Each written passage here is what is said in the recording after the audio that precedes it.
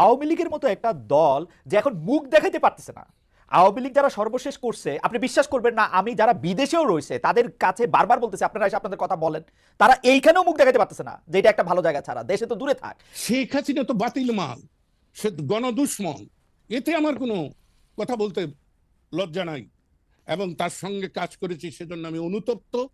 যেই লিডার কোনো রকম কোনো আগের থেকে পরের থেকে কিছু না বলে দেশের তার যারা সাপোর্টার তাদেরকে বিপদে ফেলে, শুধুমাত্র উনি যাদেরকে তাদের পরিবারের অংশ মনে করেন তাদেরকে হিন্ট দিয়ে শেখ তাপসকে আগে চলে যেতে বলছেন, তার আত্মীয় স্বজন আগে চলে যেতে বলছেন, শেখ রেহানার বিয়ার আগে চলে গেছেন, উনি চলে গেছেন, তাকে নিয়ে আর মানে ভাবনাটা কি, আর মানে এটা কারণটা কি?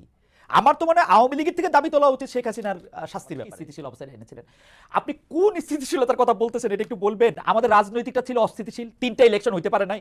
অর্থনীতির মধ্যে আমরা দেখছি 5 জন 6 জন বিশিষ্ট লোককে টাকা পাচারের, লুটপাটের, দুর্বৃত্তপনার সুযোগ দেওয়ার জন্য যা কিছু সরকারি মেশিনারি করা দরকার তার চেয়ে বেশি করা হয়েছে। আপনি যদি সামাজিক স্থিতিশীলতার কথা বলেন, এই শ্রেণী উচ্চ বড়লোক আরো অনেক বেশি বড়লোক হয়েছে, গরিব আরো অনেক বেশি বড়লোক হয়েছে, কোন দিকটা দেশ স্থিতিশীল ছিল?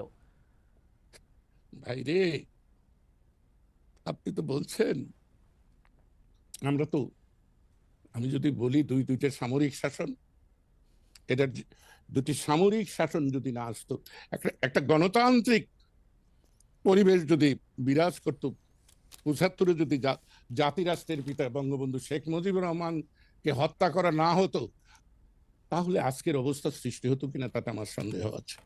তাই শেখ হাসিনা তো বাতিল মাল, সে গণদুশ্মন, এতে আমার কোনো কথা বলতে লজ্জা নাই এবং তার সঙ্গে কাজ করেছি সেজন্য আমি অনুতপ্ত অবশ্যই। কিন্তু আমি ইতিহাস তো স্বীকার করবো না, আমি ইতিহাসকে বিকৃত করব না। অনেকেই তো আওয়ামী লীগ করেছেন। জি হ্যাঁ, জি।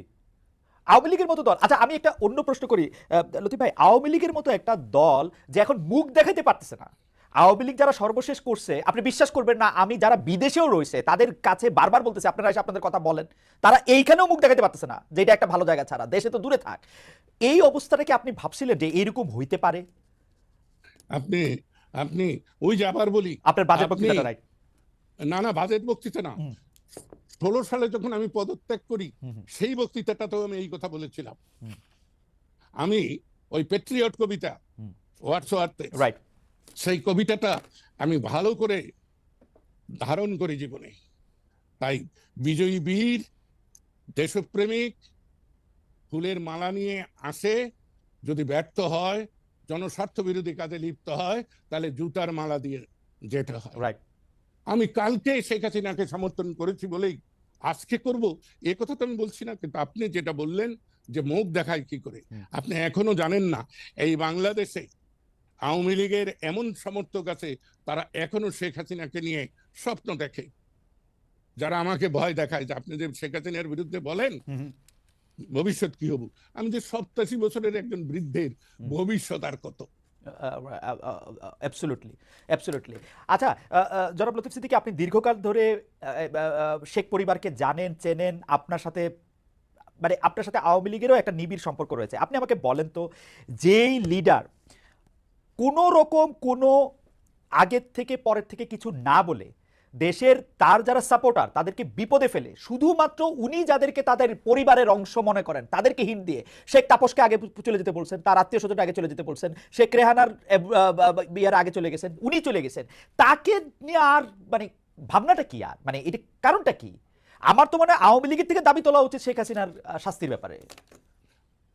আপনি এটাতে কিভাবে দেখেন? মানে এটা কিরকম, এটা একটা উল্টা কথা হইতেছে না যে আপনি তাকে নিয়ে স্বপ্ন দেখতেছে আওয়ামী লীগের লোকজন?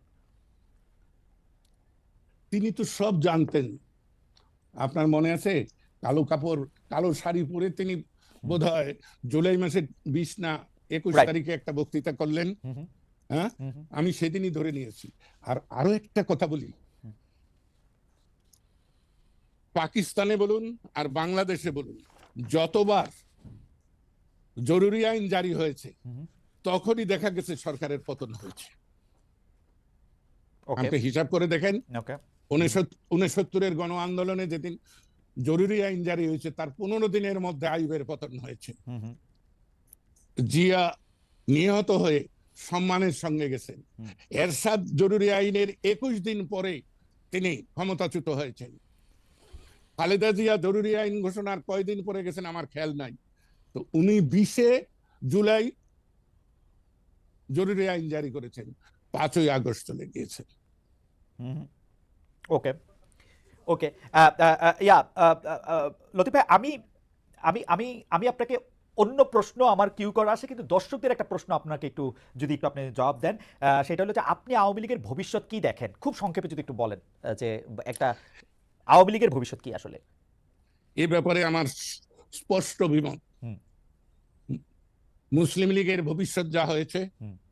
মুসলিম লীগ পাকিস্তানের স্রষ্টা বলে দাবিদার, হুম। ভারত রাষ্ট্রের প্রতিষ্ঠাতা বলে কংগ্রেস দাবিদার, কংগ্রেসের আজকে যে অবস্থা হয়েছে, হুম। তাই বাংলাদেশ প্রতিষ্ঠার দাবিদার আওয়ামী লীগের একই ভবিষ্যৎ। কারণ তার প্রয়োজন ফুরিয়ে গিয়েছে। ওকে। যেমন আমার কিন্তু প্রয়োজন ফুরিয়ে গিয়েছে। স্পষ্ট। আমি যতই চেষ্টা করি, 50 বছর বয়সে যা পেরেছি আজকে তা পারবো না। ওকে। আমাকে নতুনদেরকে জায়গা ছেড়ে দিতে হবে। ওকে, আমি একটু সামারাইজ করি আমাদের দর্শকদের জন্য।